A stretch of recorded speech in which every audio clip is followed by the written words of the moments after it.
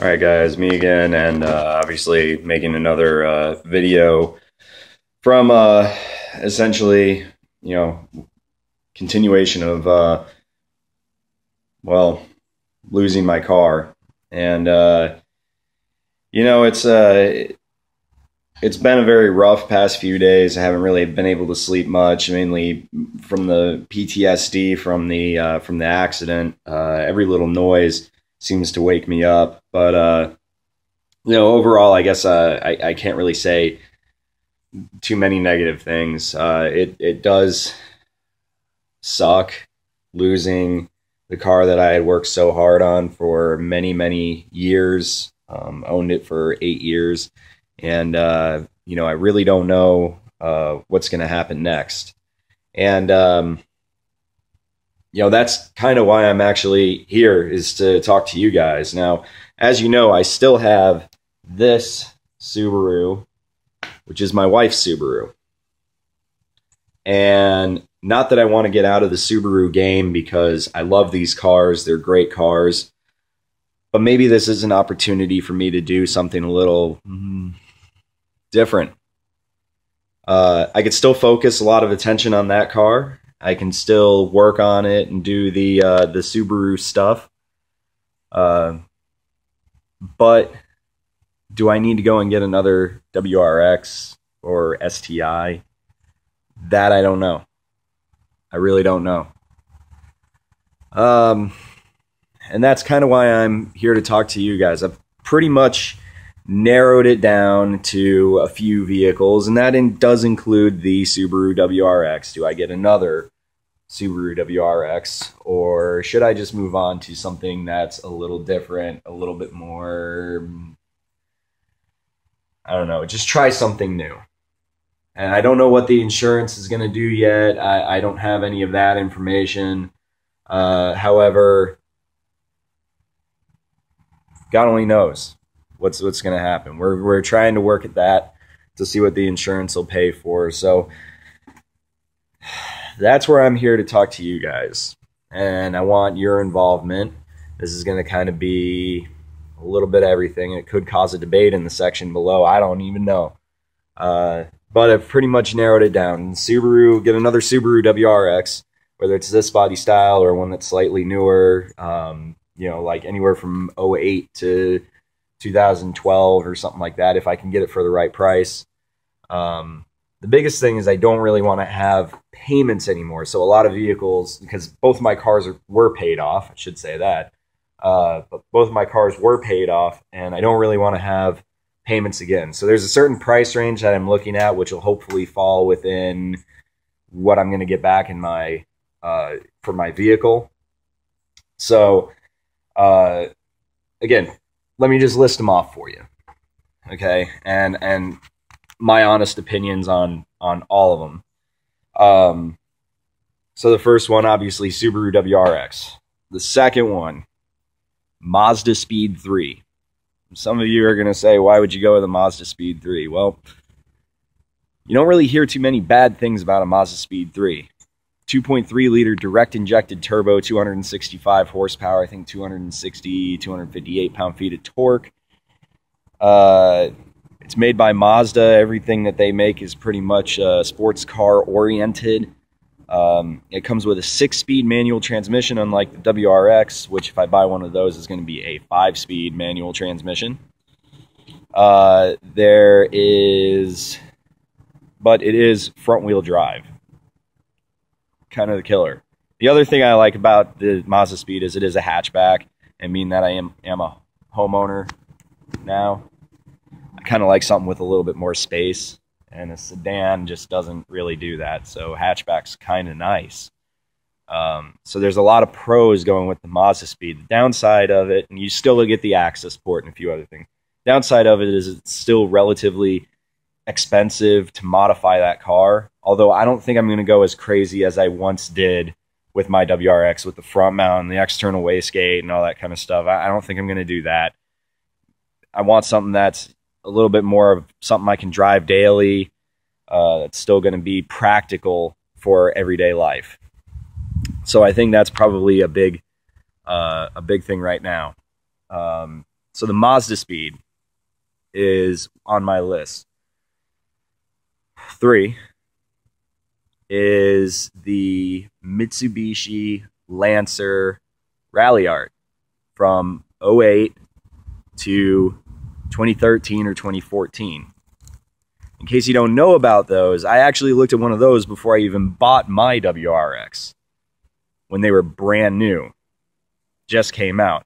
And those were at the time going for like $27,000, $28,000. So me being as young as I wasn't making enough money to pay for that.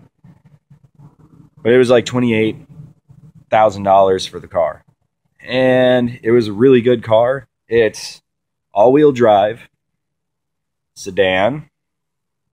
It's got the Evolution's 4B11 engine in it, turbocharged.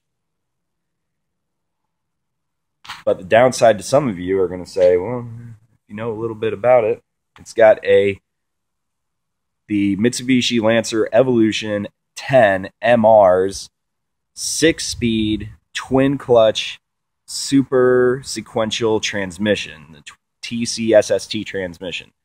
Essentially what it is it's it's an automatic, kind of like the Nissan GTR. It's got the paddle shifters with 2 clutches. It's got a clutch system for gears 1, 3, and 5, and another clutch for 2, 4, and 6. And that makes the gear change selection lightning fast. Lightning fast. It still has gears in it. It's a 6-speed transmission.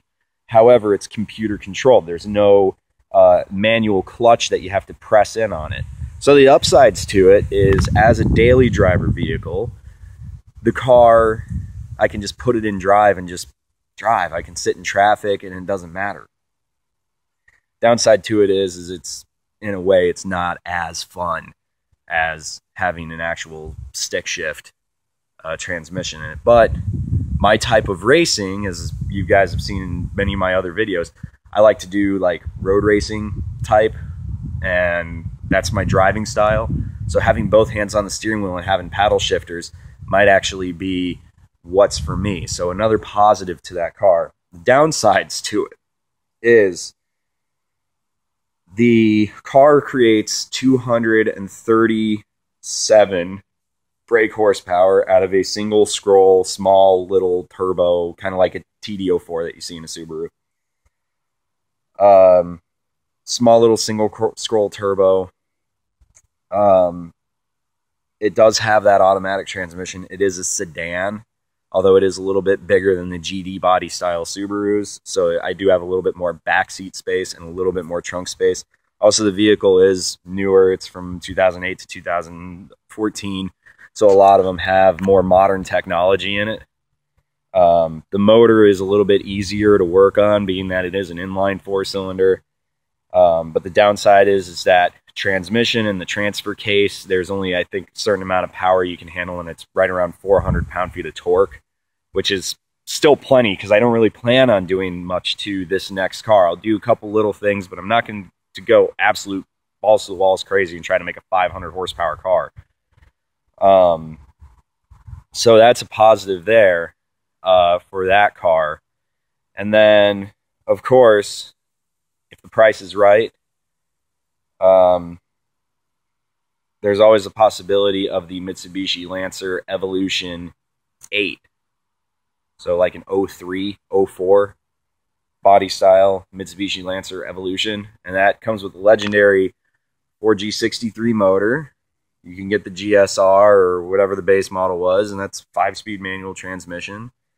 And it's got the active yaw control and active center differential, where you can set your different traction settings and whatnot. And as everybody knows, the Evo is an absolute monster as a track car, and the 4G63 motor can handle ungodly amounts of power and boost in stock form. And it's very easy to work on. I was a Mitsubishi guy before I ever got into Subarus, and I did a lot of DSMs before I even started doing Subarus. And I know what those cars are capable of.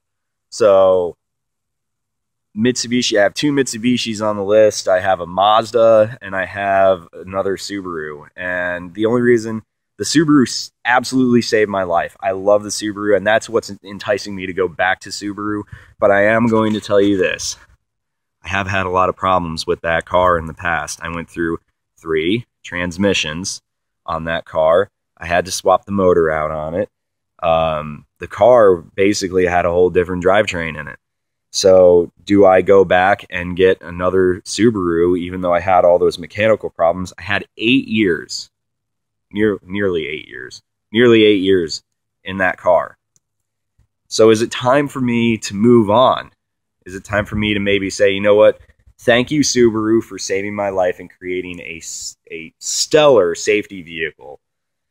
But I'm just going to move on to something different and try something different. Move on to something new. Or do I stick with what I have been working on for the past 8 years and get another Subaru? Again, thing to take into consideration. I want the help of you guys to help me make this decision, because it's going to be a little while before I figure out what we have. It might be months before I even buy a vehicle. God only knows. But I already have that car. That's my wife's car. So technically speaking, I already have a Subaru that I can work on. It is turbo. It is a WRX. So should I get another Subaru just because I've had a Subaru for a long time, or should I go and try something new?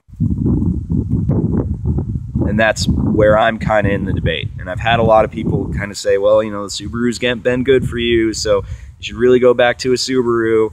And then there's other people that have said, well, you know, you really should maybe try something different. Maybe this is a sign to go somewhere else and try something different. Maybe it's time for me to go back to Mitsubishi, or maybe it's time for me to try something completely new and go with the Mazda Speed. And if you guys have any other ideas that are going to fit right into that, to a price range of, well, I hate to say it, but probably no more than $15,000, let me know. Now, if you say SRT4, I'm probably going to shoot you down. There's many, many reasons why I don't want to own an SRT4, and the number one reason is it's a neon, and they're just plagued with problems. Just about anything with Chrysler is plagued with problems. So if you guys could maybe, I don't know, tell me other vehicles that might be fun, that are going to be practical, that I can have fun with a little bit, let me know. But I'm pretty much stuck on those 3 to 4 cars. So Subaru WRX, Mazda Speed 3. I know some people are going to say, what about the Speed 6? They're like unicorns. You can't really find them. If you do, they're expensive as hell. So Speed 3, it works the same way. Lancer Ralliart, 08 to 14. So that's turbocharged, all-wheel drive, has the same center diff control as the Evo, has the MR's transmission, but it's 237 horsepower, single scroll. It's a watered-down version of the Evo, and it's mostly based on a base Lancer GTS chassis. And then you come to an 03 Mitsubishi Lancer Evolution, which has always kind of been a dream car of mine. However, it's not very practical. It's rather rough. They're all, for that price range, going to be up in the over 100,000 mile range, but it does have a very strong motor. Transmissions are relatively strong, except for that transfer case. It's always a Mitsubishi weak point. Everybody's got their weak points. So, again, these are just my ideas. I'm hoping you guys can help me out with this, and we'll see what happens next, and we'll make a project out of it. So, but just keep in mind, I have that one already.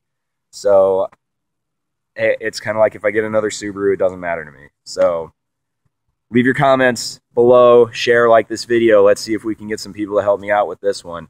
Help me out make this decision. Thank you guys very much. Y'all have a wonderful day.